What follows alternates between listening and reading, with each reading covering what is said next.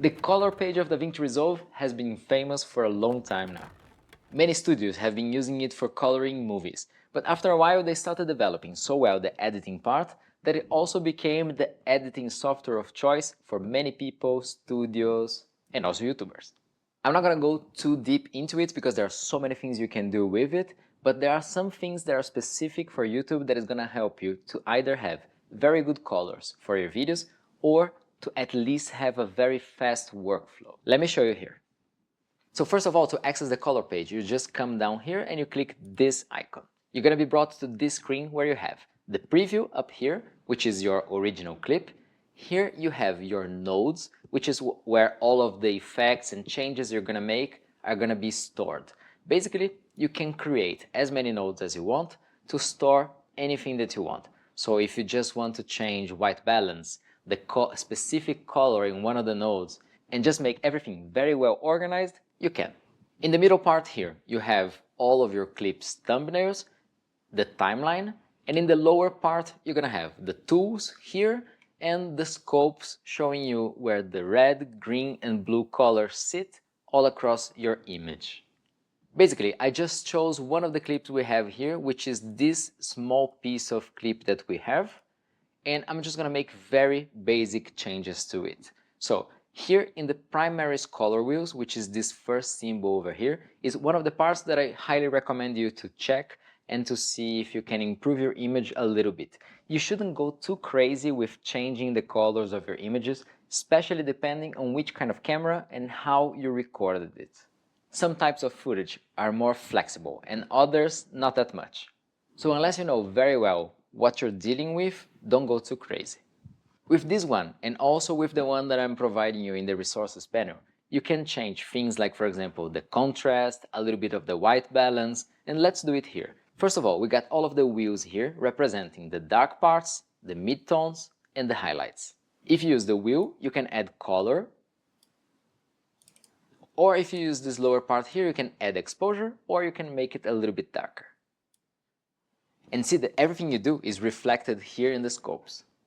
So all I'm going to do is add a little bit of contrast. So let's do it by holding this and just moving it to the right, not that much, like this looks enough.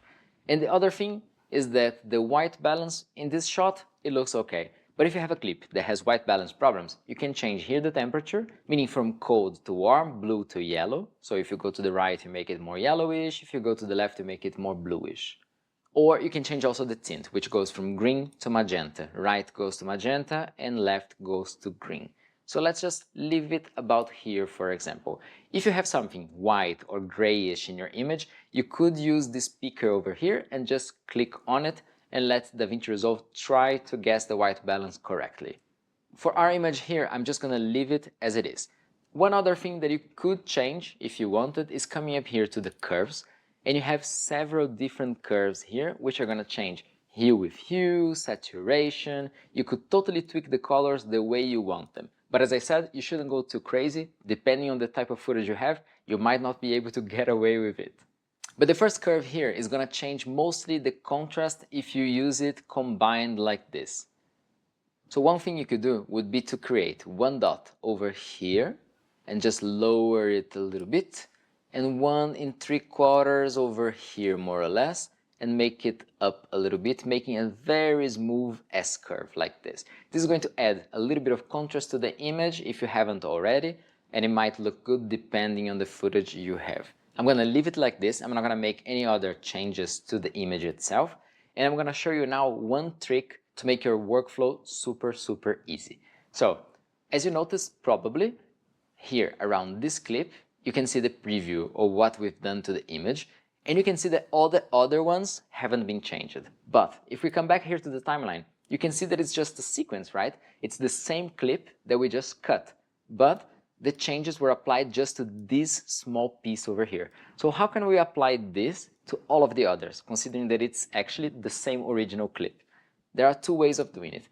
One of them is just selecting all of the other clips like this, for example, and right-clicking and going to Apply Grade. And this is just going to copy this change to all of the others. Now, this can be very practical, but there's one issue. Let's say that later on, you decide to change something about it. you're gonna have to replicate this color grading again to all of the clips. So there's a better way of doing it. You can right click and go to Use Remote Grades. And this is going to allow you to make all of the changes that you want. So for example, contrast, and come up here to the curves and make it like this a little bit. And do the same changes we did here, making it a little bit darker. Okay, let's leave it as it is.